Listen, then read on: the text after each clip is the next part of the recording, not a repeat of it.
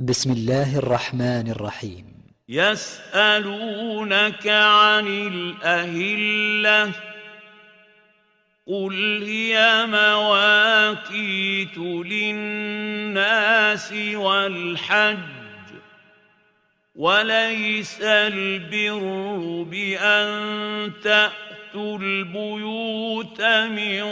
ظهورها ولكن البر من اتقى وأتوا البيوت من أبوابها واتقوا الله لعلكم تفلحون وقاتلوا في سبيل الله الذين يقاتلونكم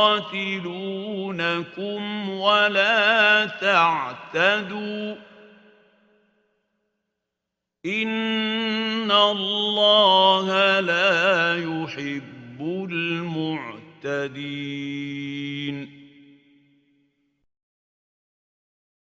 واقتلوهم حيث ثقفتموهم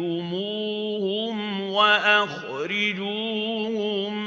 من حيث أخرجوكم والفتنة أشد من القتل ولا تقاتلوهم عند المسجد الحرام حتى يقاتلوكم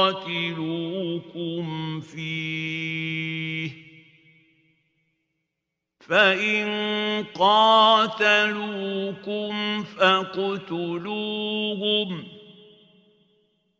كذلك جزاء الكافرين فإن انتهوا فإن الله غفور رحيم وقاتلوهم حتى لا تكون فتنة ويكون الدين لله فإن انتهوا فلا عدوان إلا على الظالمين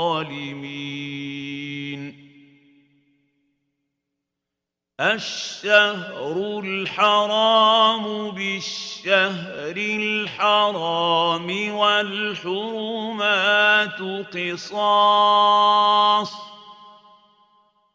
فمن اعتدى عليكم فاعتدوا عليه بمثل ما اعتدى عليكم واتقوا الله واعلموا أن الله مع المتقين وأنفقوا في سبيل الله ولا تلقوا بأيديكم إلى التهلكة وأحسنوا إن الله يحب المحسنين وأتموا الحج والعمرة لله فإن أحصرتم فما استيسر من الهدي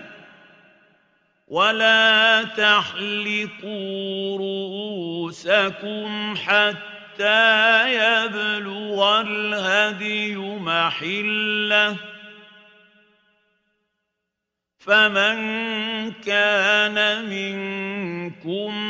مريضا أو به أذى من رأسه ففدية من صيام أو صدقة أو نسك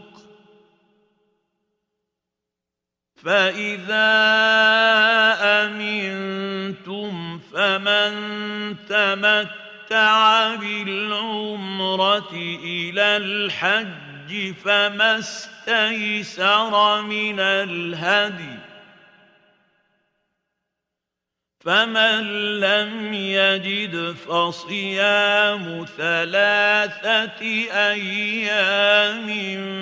في الحج و7 إذا رجعتم، تلك 10 كاملة، ذلك لمن لم يكن أهله حاضر المسجد الحرام. واتقوا الله واعلموا أن الله شديد العقاب. الحج أشهر معلومات، فمن فرض فيهن الحج فلا رفث ولا فسوق ولا جدال في الحج، وما تفعلوا من خير يعلمه الله، وتزودوا فإن خير الزاد التقوى، واتقون يا أولي الألباب.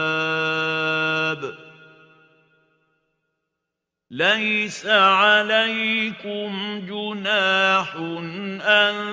تبتغوا فضلا من ربكم، فإذا أفضتم من عرفات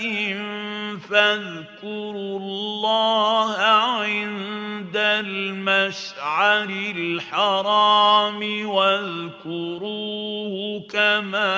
هداكم، فاذكروا الله عند المشعر الحرام واذكروه كما هداكم وإن كنتم من قبله لمن الضالين.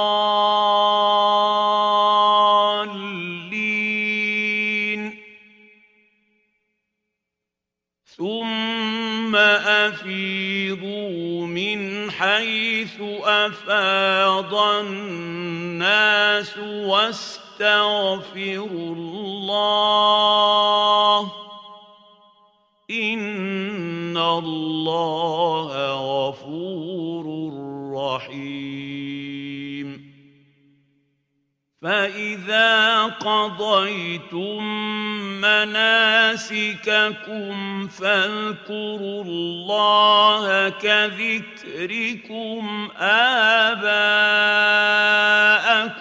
أو أشد ذكرًا، فمن الناس من يقول ربنا آتنا في الدنيا وما له في الآخرة من خلاق، ومنهم من يقول ربنا آتنا في الدنيا حسنة وفي الآخرة حسنة وقنا عذاب النار. أولئك لهم نصيب مما كسبوا والله سريع الحساب واذكروا الله في أيام معدودات فمن تعجل في يومين فلا إثم عليه ومن تأخر فلا إثم عليه لمن اتقى واتقوا الله واعلموا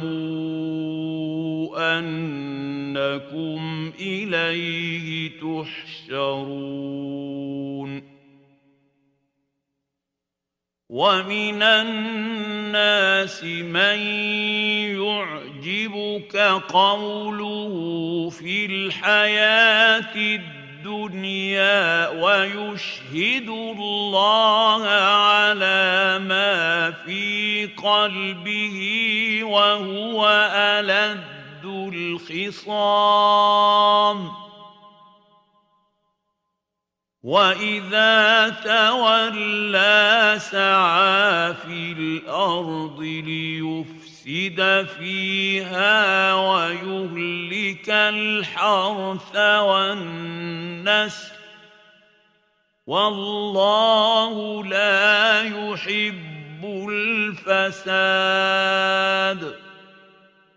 وإذا قيل له اتق الله أخذته العزة بالإثم فحسبه جهنم ولبئس المهاد ومن الناس من يشري نفسه ابتغاء مرضات الله